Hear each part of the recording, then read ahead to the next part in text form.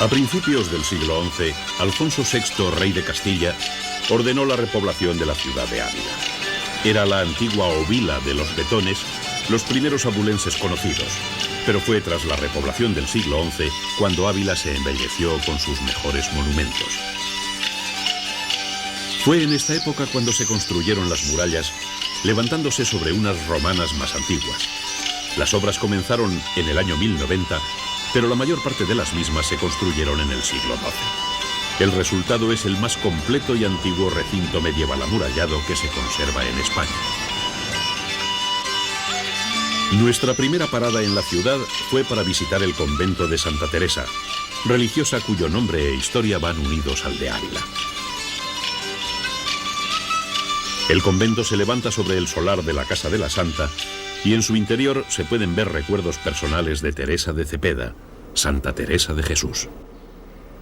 Salve Regina Mater Misericordiae. En la capilla, instalada en el lugar en que naciera Teresa, tallas de Gregorio Hernández representan a la Santa, a su amigo San Juan de la Cruz y al Cristo de la Columna, haciendo que la visita histórica se combine con el disfrute del arte.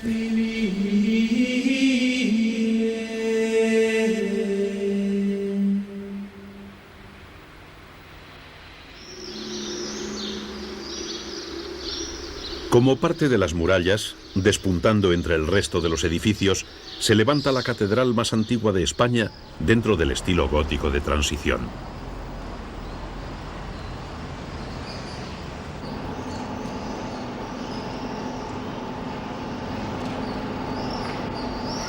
Su principal singularidad es precisamente esta combinación entre templo sagrado dedicado a la figura del Salvador y estructura defensiva, cuya girola, el llamado cimorro, es la torre más potente de las 82 que refuerzan las murallas.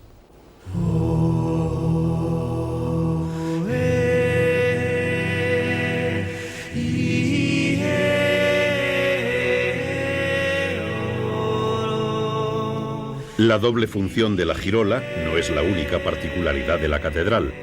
Ninguna otra en España tiene 3 naves con doble ambulatorio alrededor de la capilla mayor.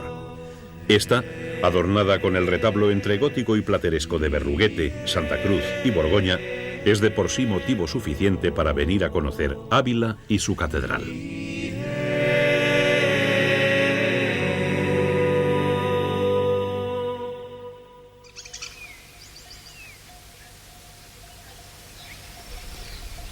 Al norte de las murallas, en un palacio del siglo XV situado en el centro de la ciudad, está el Parador de Turismo Raimundo de Borgoña.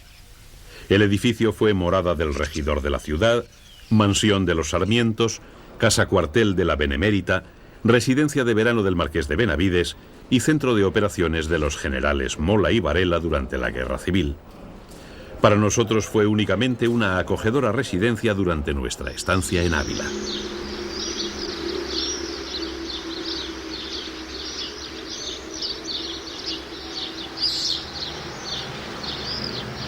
Para el visitante de la ciudad, los alicientes no acaban al salir de sus históricas murallas.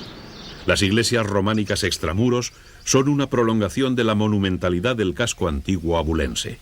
Iglesias como la de San Vicente, la de San Pedro o las más pequeñas de San Andrés y San Segundo ofrecen una imagen clásica medieval, sirviendo de inmejorable prólogo o epílogo al visitante de la ciudad de Ávila.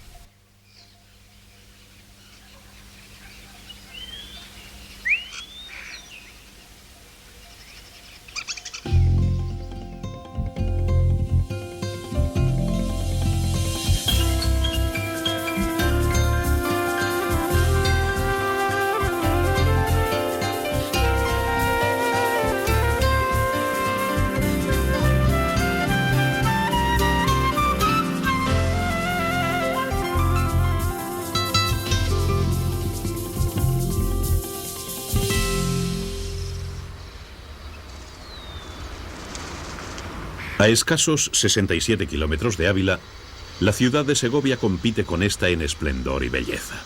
Su alcázar, uno de los primeros castillos españoles, rompe la austeridad de los páramos cercanos con su reconocible torre de Don Juan II, la Torre del Homenaje.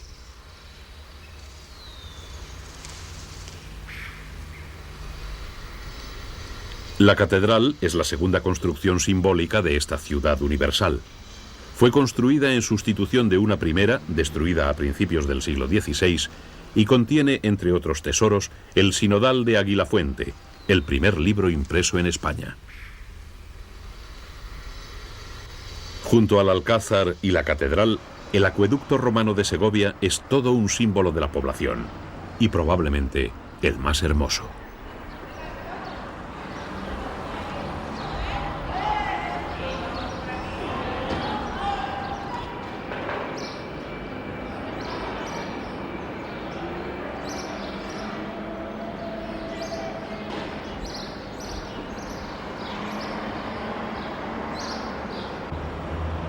El acueducto de Segovia es la construcción romana mejor conservada del mundo.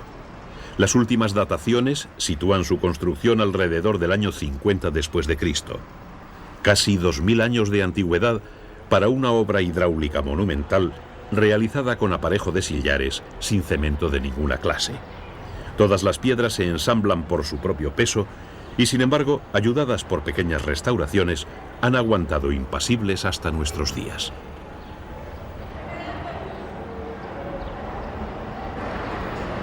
Al amparo del acueducto se encuentra una meta de todo amante de la gastronomía, donde el hijo de su fundador nos iba a deleitar con el arte de la cocina y el buen comer, el mesón de Cándido. Hoy se parten los cochinillos asados con el borde de un plato. Antigua celebración que se hace en este mesón desde los tiempos de nuestro señor el rey don Enrique IV de Castilla. Y siempre fue necesario tener un permiso real que ustedes hoy tienen aquí. Por ende, y por el privilegio de su somentado, yo, hijo de Cándido, quien fue mesonero mayor de Castilla, quien fue refrendado por su majestad el rey nuestro señor, don Juan Carlos I de España, lo pago incontinenti para vuestras señorías. Mirad. Y cuando Cándido partía los cochinillos con el borde de un plato, en aquella ceremonia que hizo famoso en el mundo entero, decía estas palabras: los cochinillos serranos que en estas tierras se crían son un sabroso llantar que rellene catiforra, regado con buen vinillo, vino clásico del Chorra y vino del Terminillo. Yo os ofrezco en el llar el fuego de un corazón que late en este mesón alegre como un cantar, y os brindo también con él, y a la usanza de Castilla, buen jarro y tosca vajilla, buen llantar, limpio mantel.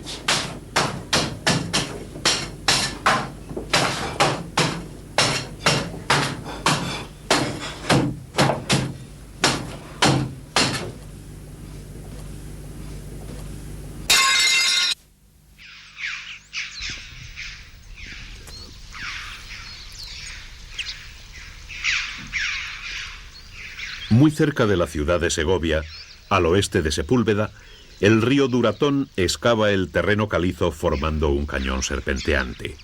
El hombre y la naturaleza forman parte de las hoces del Duratón y el descenso del río está salpicado de sus distintas manifestaciones.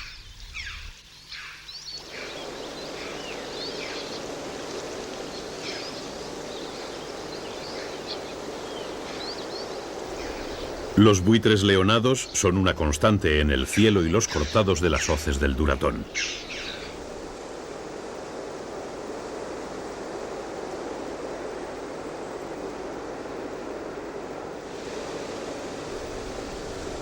Su vuelo majestuoso les permite explorar grandes distancias buscando alimento desde la altura. Las ovejas y cabras muertas suelen ser la base de su alimentación y los rebaños que pastan por los campos segovianos les proporcionan una importante fuente de recursos. De esta manera, los buitres realizan un importante papel sanitario en los campos.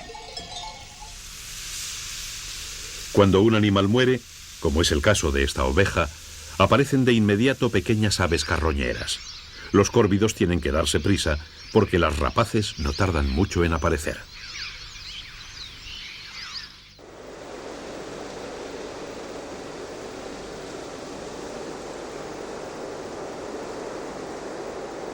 Los alimoches, pequeños buitres blancos que resultan inconfundibles, también viven y anidan en los cortados del Duratón.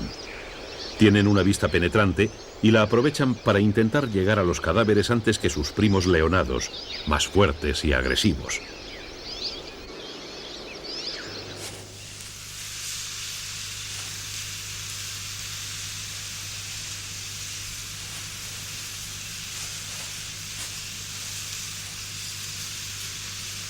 El color llamativo de los alimoches y el movimiento nervioso de los córvidos se detecta fácilmente desde el cielo, y los buitres, que se reparten el territorio cooperando en la búsqueda de alimento, no tardan en verlo y dar el aviso.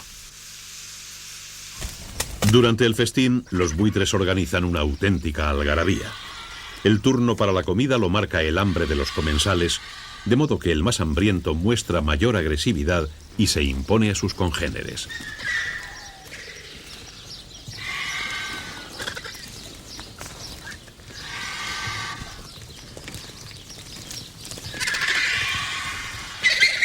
Cuando dos tienen un hambre similar, se producen peleas ruidosas, en las que pese a las apariencias no suelen causarse el menor daño. Los buitres hambrientos que han conseguido el llegar a la comida van saciando su apetito y esto reduce su agresividad, con lo que no tardan en cederle el turno a un nuevo comensal más hambriento y por tanto más agresivo.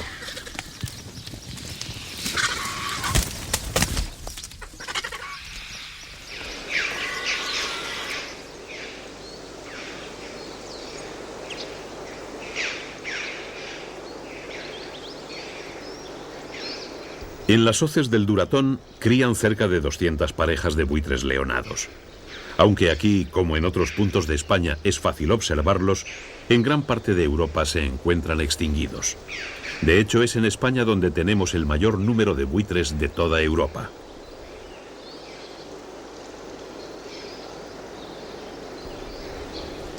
En el mes de febrero, las cornisas del cañón acogen a las parejas nidificantes. Cada pareja pone un huevo que es incubado por los dos padres hasta su eclosión unos 60 días después. Durante el crecimiento, hasta que el pollo emprende el vuelo con cerca de 4 meses, los padres se relevarán en su alimentación.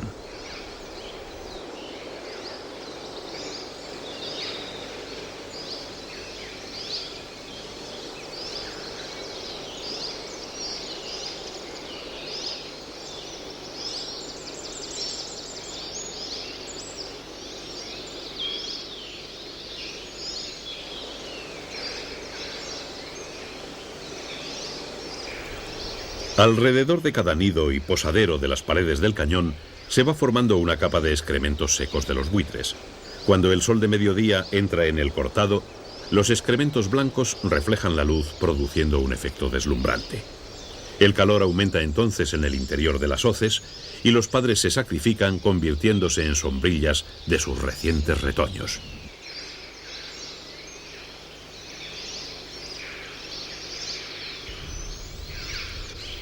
Las hoces del Duratón esconden un sinfín de rincones llenos de sorpresas, pero su accesibilidad es limitada por la propia tipología del terreno.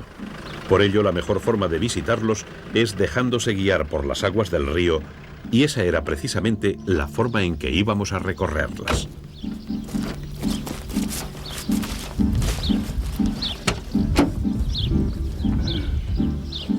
Bueno, vamos a quitar las cinchas de seguridad primero, ¿vale? Vamos.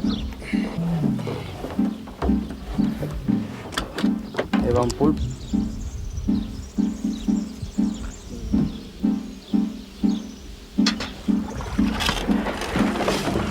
Vamos, Alfonso. ¿Cómo te lo has puesto?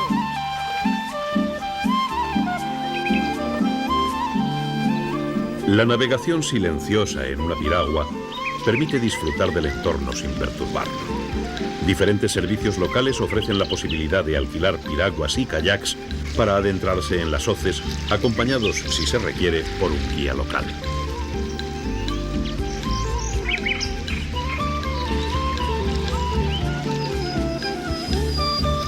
El fondo del cañón está ocupado por un bosque de galería que acompaña al río en su descenso.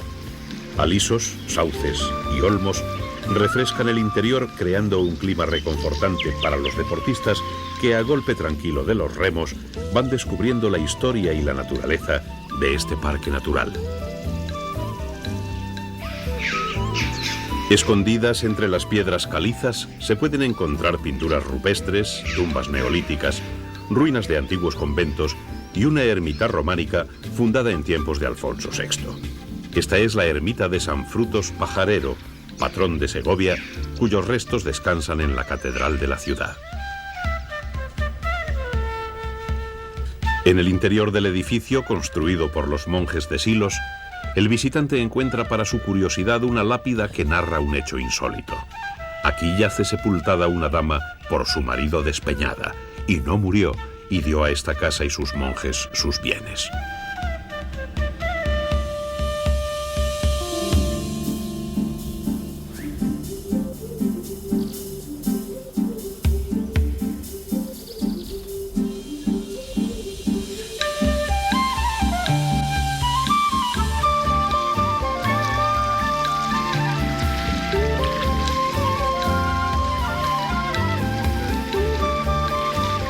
Nuestro recorrido por las hoces del Duratón iba a ser el último objetivo dentro de la provincia de Segovia.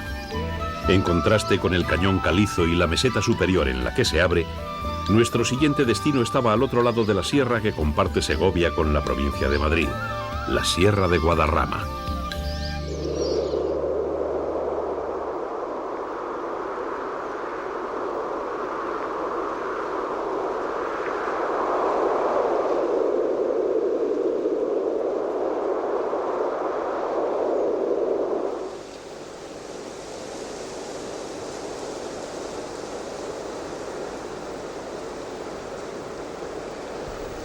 Durante la estación fría, entre noviembre y abril, la Sierra de Guadarrama recibe una importante precipitación de nieve.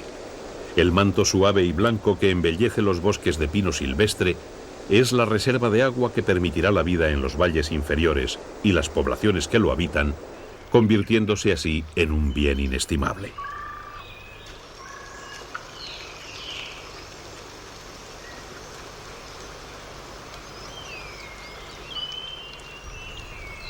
En el invierno el bosque parece dormido. Un mundo silencioso, cubierto por la nieve y el hielo, ha sustituido al bullicioso bosque otoñal.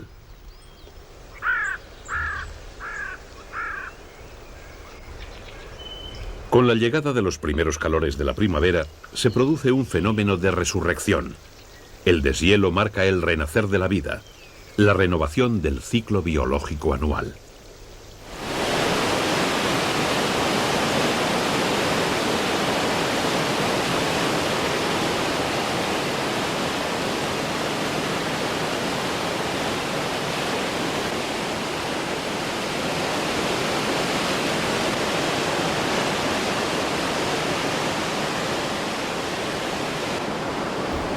El Lozoya es uno de los ríos que nacen en la Sierra de Guadarrama.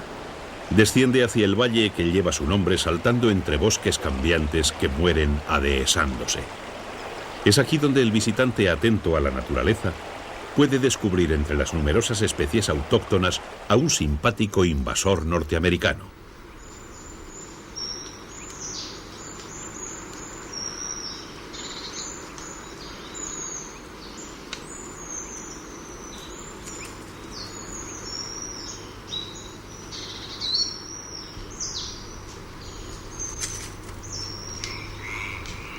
Desde los años 20, en que se generalizó en Europa la cría de bisones para peletería, las repetidas fugas de las granjas donde se cría han convertido al bisón americano en un animal común en todo el norte del viejo continente.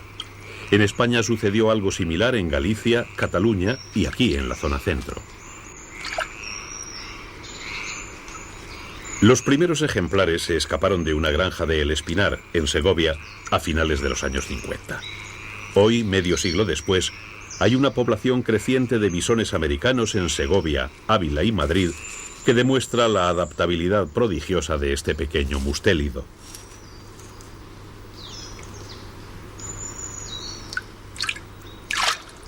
El bisón vive siempre en las proximidades de ríos o embalses. Es un excelente buceador que puede bajar hasta los 5 metros de profundidad y recorrer hasta 30 metros de longitud debajo del agua. Aquí, en el Lozoya, aprovecha la riqueza del río para pescar las bogas que remontan la corriente y en algunas ocasiones alguna que otra trucha.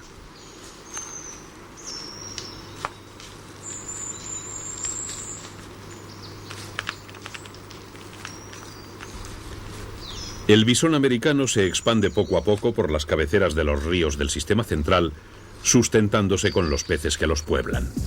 En los cursos altos de muchos de estos ríos viven truchas, tanto comunes, autóctonas de nuestros cursos, como las arcoíris, importadas de los Estados Unidos.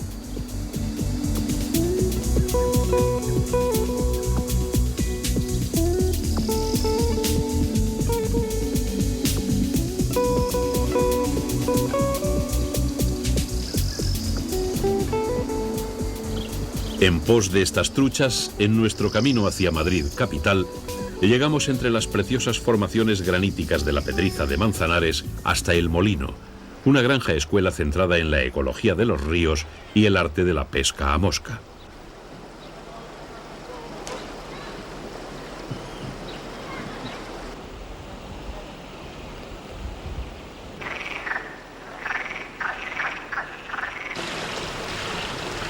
Surgida de la iniciativa privada de Lorenzo Rodríguez Sánchez, un ingeniero de montes madrileño, El Molino es una asociación que vive para y por el río y su ecología. Sus instalaciones y actividades están divididas en 3 secciones principales: la investigación, la enseñanza y la pesca a mosca.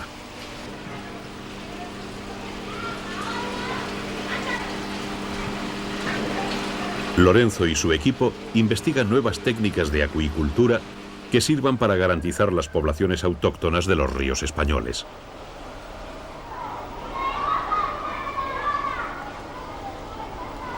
Junto con la investigación, como apuesta de futuro más interesante, El Molino cuenta con instalaciones donde se imparten cursos de ecología fluvial que ayudan a las nuevas generaciones a comprender el funcionamiento y fragilidad del río y sus especies.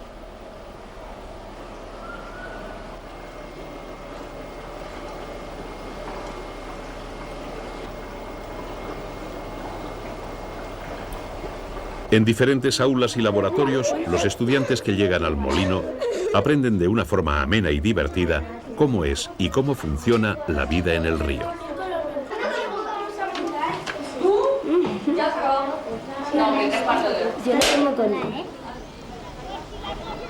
Y para completar el aprendizaje y la diversión, estos mismos chicos pueden realizar una iniciación a la pesca a mosca, con lo que aprenderán a dar los primeros pasos en un deporte tan bonito como ecológico.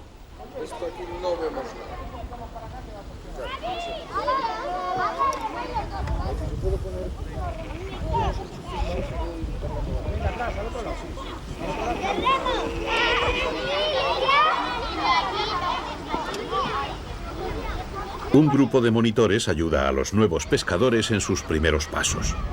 3 grandes estanques, reminiscencia de un antiguo molino harinero de Manzanares el Real, sirven de campo de pruebas donde truchas y algún black bass pueden ser pescados. Es la primera etapa hacia uno de los deportes más hermosos y artísticos que se puedan practicar, la pesca a mosca.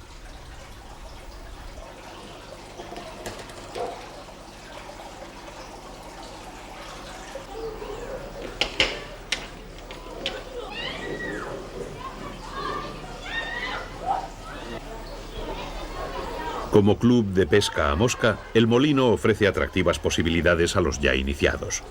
Una de ellas es el aprendizaje y perfeccionamiento en el montaje de las moscas artificiales que se utilizan en este deporte como señuelo para las truchas.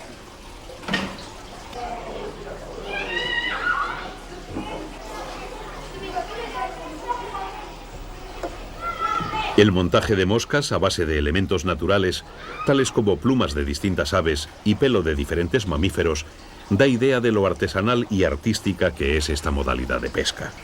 Las moscas bien acabadas son auténticas obras maestras.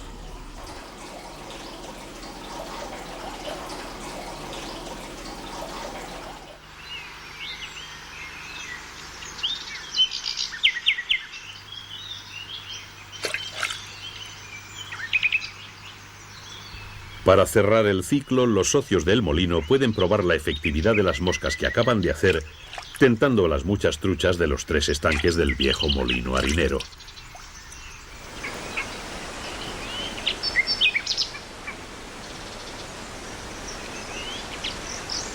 Hay truchas comunes y truchas arcoíris de diferentes tamaños.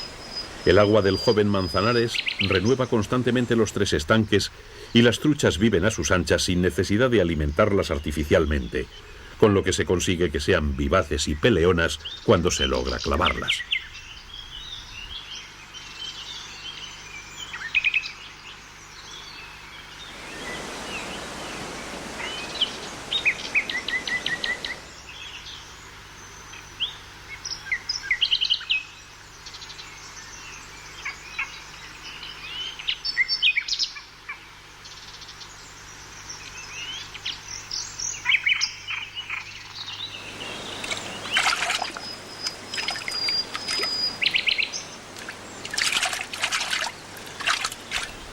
Cuando se consigue pescar alguna trucha, es de vuelta de inmediato al agua. Los pequeños anzuelos de las moscas artificiales apenas dañan a los peces y aquí además tienen que tener la muerte anulada, es decir, se les quita el pequeño arponcillo final. De esta forma se enseña y se practica la filosofía ecológica de la captura y suelta que hace compatible el disfrute de la pesca con el respeto a la vida de las especies.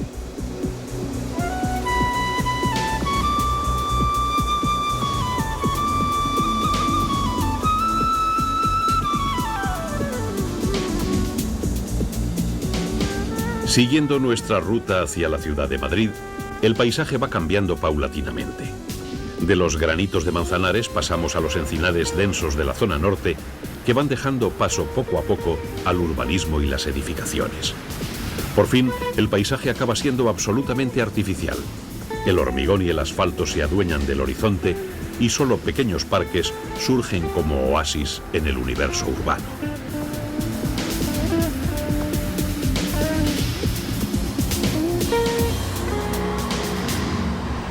Madrid cuenta con un patrimonio histórico-artístico conocido mundialmente. Sus museos de arte y sus edificios monumentales son causa de admiración más allá de nuestras fronteras y llegan a formar una imagen simbólica de la capital española.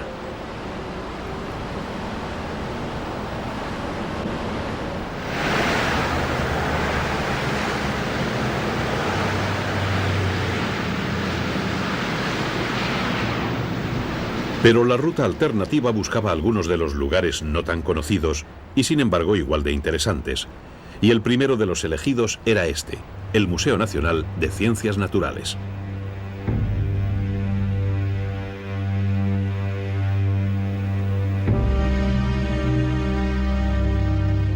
En la segunda mitad del siglo XVIII, Europa despierta al mundo de las ciencias y empiezan a aparecer gabinetes de ciencias naturales.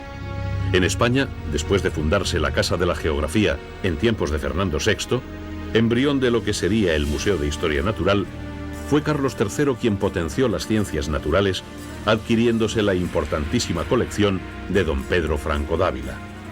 Don Pedro, con ayuda del rey, consiguió hacer del museo uno de los más importantes de Europa, que se abrió al público en 1776 con el nombre de Real Gabinete de Historia Natural. Desde entonces el museo ha pasado por momentos de gloria y penosos momentos de olvido. Durante años su patrimonio fue incrementándose con las colecciones de importantes exploraciones alrededor del mundo. Desde los viajes de Félix de Azara o Ruiz y Pavón a mediados del siglo XVIII hasta la Comisión Científica del Pacífico, la última de las grandes expediciones científicas españolas, millones de especímenes, muestras, manuscritos y dibujos se recogieron, creándose un patrimonio inigualable en el campo de la historia de las ciencias naturales.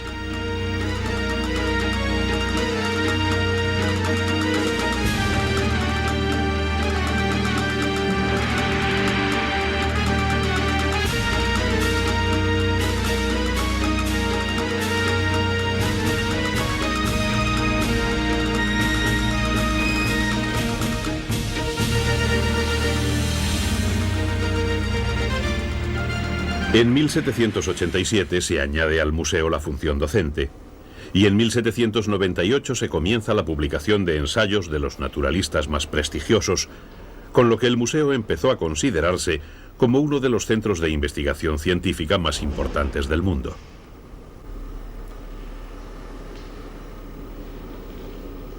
Las colecciones, hoy irrepetibles joyas científicas e históricas, no solo aportaban datos relevantes a los científicos, sino que además traían especies nuevas, criaturas desconocidas que el público veía por primera vez y eran causa de asombro e incluso de espanto.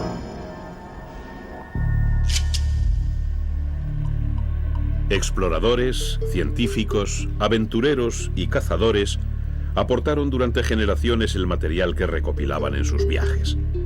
En el actual Museo Nacional de Ciencias Naturales pueden recomponerse paso a paso muchas de estas historias apasionantes que nos transportan a lejanos países de otro tiempo y a criaturas que desde entonces descansan silenciosas en sus salas, disecadas por la maestría de los hermanos Benedito, probablemente los mejores taxidermistas que jamás hayan existido.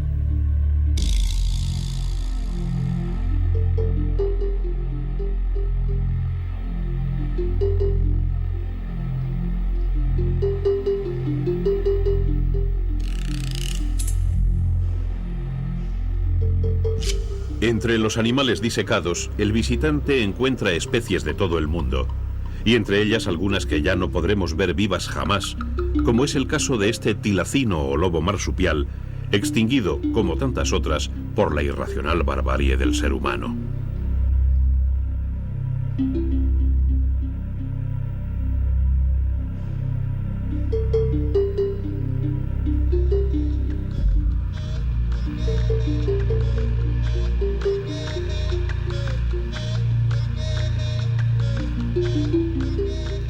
El Departamento de Colecciones del museo tiene distribuidos sus fondos en 5 secciones: geología, invertebrados no insectos, entomología, vertebrados y paleontología. Esta última es extraordinariamente rica en ejemplares y solo de vertebrados fósiles cuenta con más de 115.000. Pero el Museo de Ciencias Naturales cuenta con mucho más. Su colección documental y bibliográfica constituye la mayor biblioteca de ciencias naturales del país y sus fondos cuentan con más de 130.000 ejemplares. Y junto con sus colecciones y documentos, conjugando las actividades de divulgación y conservación con la investigación exhaustiva, el museo, dependiente del Consejo Superior de Investigaciones Científicas, se ha convertido en el centro de investigación más importante del país en el área de las ciencias naturales.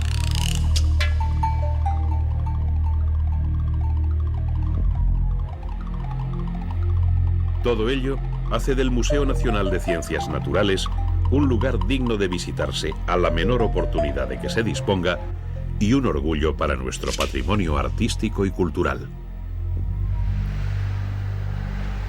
Nuestra siguiente parada en la ciudad de Madrid nos iba a llevar a desmentir, al menos en parte, el viejo dicho de que a Madrid solo le falta tener mar, porque en el zoológico de la Casa de Campo han intentado recientemente poner remedio a esta carencia.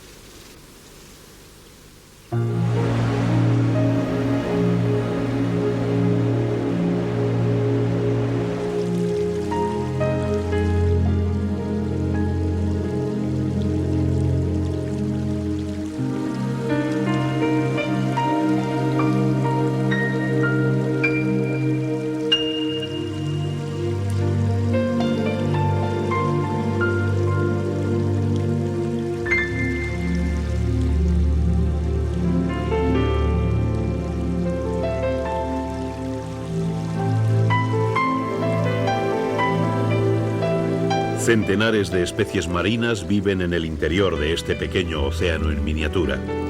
Invertebrados y peces de todos los rincones del mundo para acercar los mares de la tierra a los ciudadanos de la gran ciudad.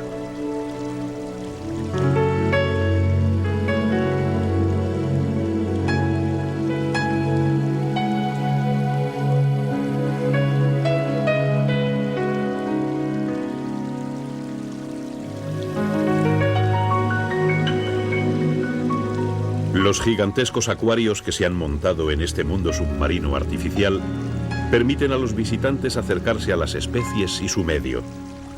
Sumidos en la oscuridad de los pasillos, es fácil concentrarse en el medio acuático y dejarse llevar por la ensoñación de estar lejos de la urbe, en un alejado y remoto mar tropical rodeado de sus especies.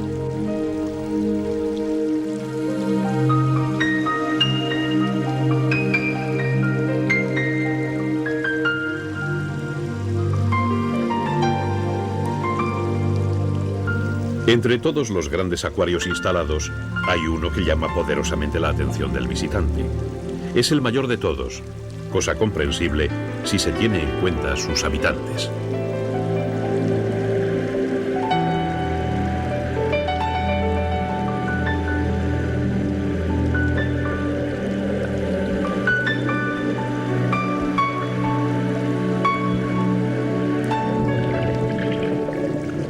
Grandes tiburones toro y los más inquietos tiburones grises nadan tranquilos en el gigantesco acuario de 1 millón de litros.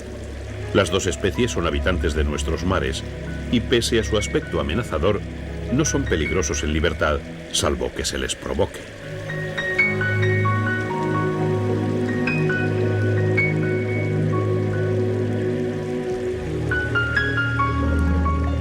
Aquí, en el Zoo Acuario de Madrid, se les puede ver de cerca y tal vez de esta manera consigamos llegar a olvidar la idea equivocada de que todos los tiburones son unas feroces bestias asesinas.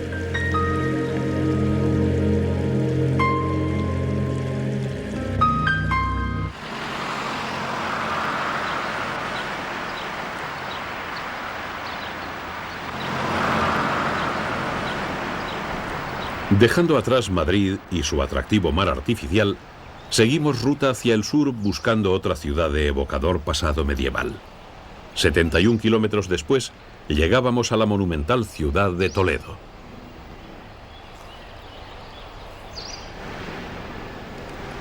Toledo cuenta con más de 2000 años de historia. Fue municipio romano, capital del reino visigodo, plaza fuerte del Emirato de Córdoba, avanzadilla de los reinos cristianos en la Reconquista y sede del poder bajo el reinado de Carlos V. Su emplazamiento, rodeado del río Tajo y fortificado por un cerro granítico al que añadieron murallas y construcciones defensivas, hicieron de la ciudad una plaza inexpugnable.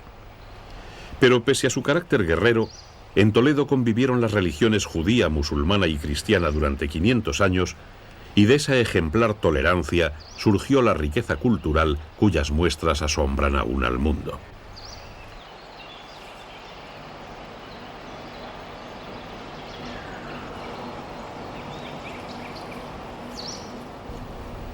Son muchos los edificios monumentales que han convertido a Toledo en patrimonio de la humanidad.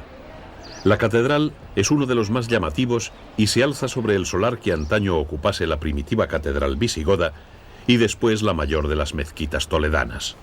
Historia sobre la historia, muestra de una convivencia que dejó de existir. Del esplendor judío que alcanzara Toledo en los siglos XII y XIII quedan pocos testimonios.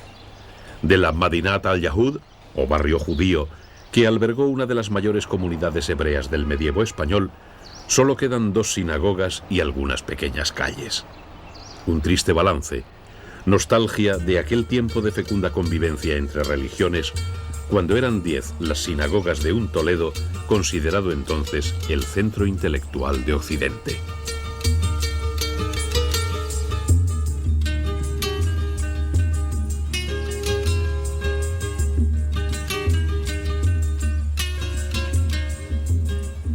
Al igual que las sinagogas de Santa María y del Tránsito, las 2 sinagogas supervivientes, las calles del antiguo barrio judío aún conservan el sabor de sus días medievales. La Travesía del Judío, el Callejón de los Naranjos, la calle de Samuel Leví o la de Santo Tomé son rincones escondidos en la ciudad monumental.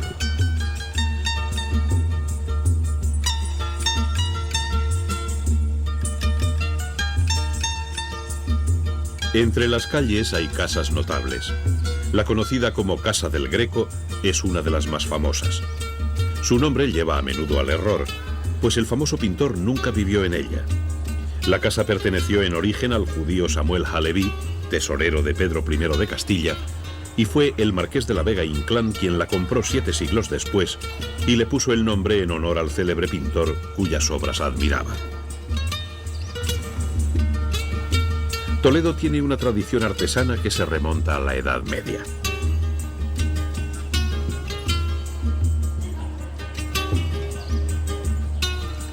La espadería es probablemente la tradición artesana más característica de la ciudad desde los lejanos días del medievo, y una artesanía que sigue viva en nuestros días en la toledana Fábrica Bermejo.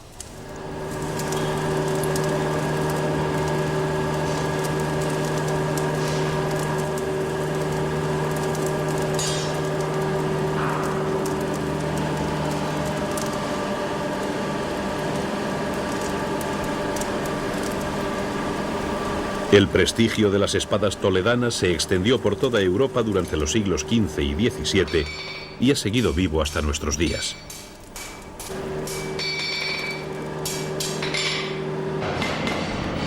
Fieles a la tradición de la Real Fábrica de Armas, creada por Carlos III a finales del XVIII, aquí, en Bermejo, se realizan todavía obras de arte en el damasquinado y el repujado de las espadas.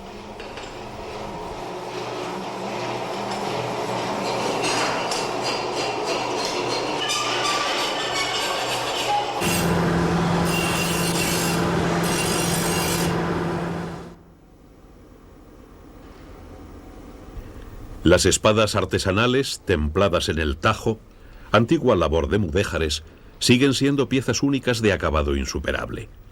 Antaño eran armas que se valoraban y requerían desde toda Europa, y hoy se han convertido en codiciados objetos de arte para coleccionistas o en parte del uniforme de gala de cuerpos militares tan renombrados como el de los marines norteamericanos. Una de tantas sorpresas que depara al viajero el arte y la historia de la monumental ciudad de Toledo. Es el de oficial español, Este es de el bueno, infantería, sí. ¿Se puede sacar? Sí, sácalo. Este no va grabado, como el de Estados Unidos.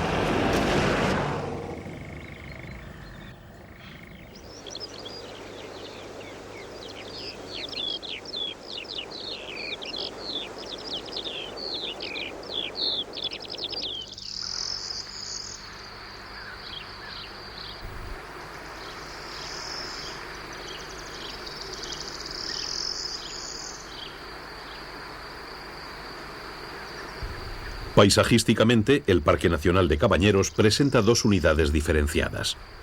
Por un lado está la Raña, una llanura de 15 kilómetros de longitud, y por otro lado están los montes, que corren paralelos entre sí, donde la encina, el quejigo y el alcornoque son los árboles más representativos.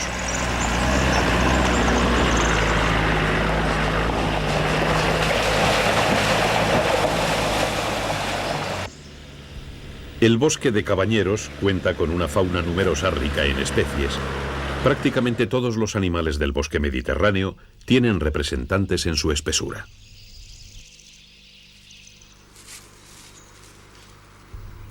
El gato montés está distribuido por casi toda la península, pero sus hábitos nocturnos le hacen un desconocido para la mayoría de las personas.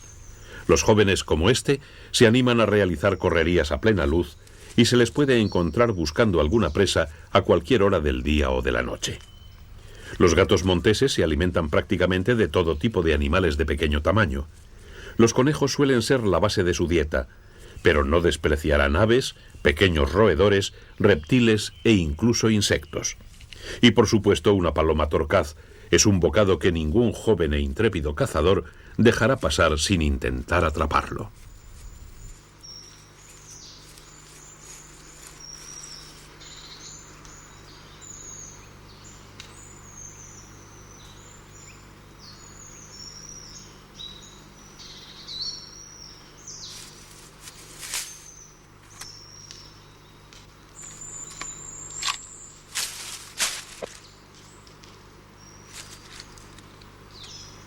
Aunque tal vez algún ratoncillo sea más apropiado, hasta que nuestro joven cazador adquiera algo más de experiencia.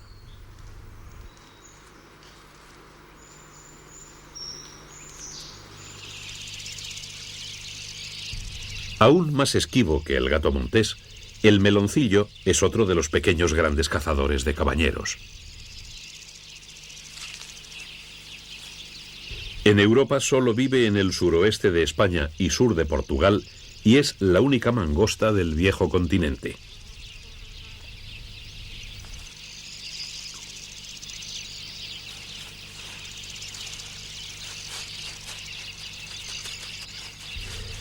La fama de las mangostas como cazadoras de serpientes les viene de su capacidad para realizar giros de 90 grados durante una carrera sin necesidad de interrumpir la marcha. Mientras que los ofidios no pueden modificar su dirección una vez iniciado un movimiento de ataque, los meloncillos cambian bruscamente de movimiento y evitan el peligroso mordisco del reptil.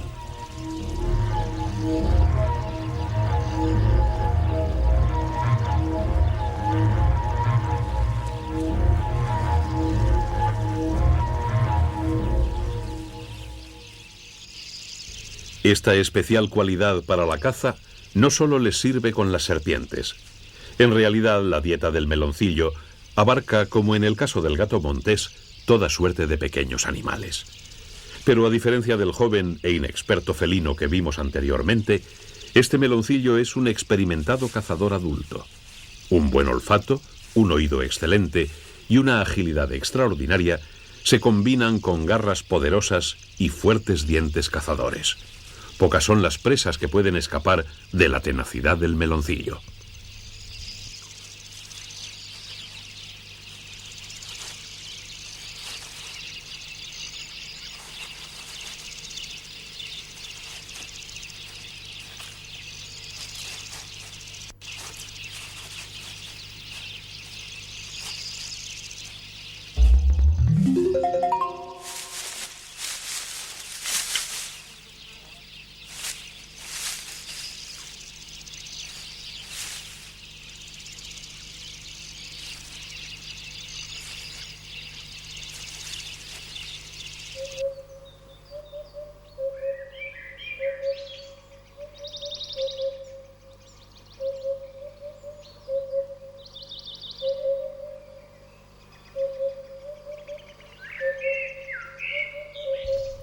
En la Raña, la llanura que se extiende bajo los montes, el paisaje es diferente.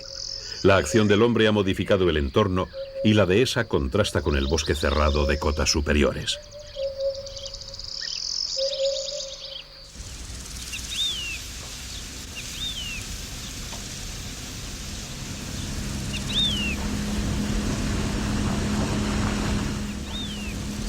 La llanura adhesada es también refugio de importantes especies de la fauna española. Las encinas y alcornoques dispersos dan cobijo a algunas de las aves más amenazadas de nuestra geografía. Entre ellas destaca el águila imperial, uno de los valores más importantes del parque.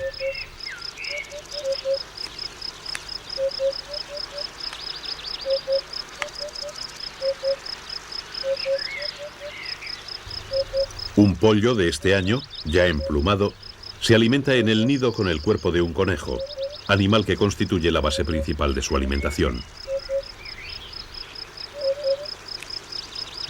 Sus padres, y en especial su madre, le alimentarán y vigilarán hasta que el joven abandone el nido, entre 67 y 70 días después de la eclosión.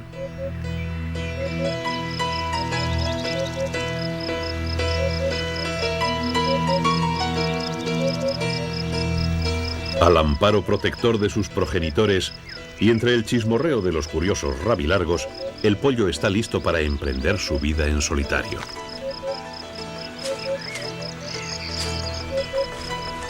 En el Parque Nacional de Cabañeros, nuevas águilas imperiales levantan el vuelo todos los años, contribuyendo a la supervivencia de una de las aves más hermosas y amenazadas del mundo. Un orgullo y un privilegio para estas tierras agrestes de la provincia de Ciudad Real.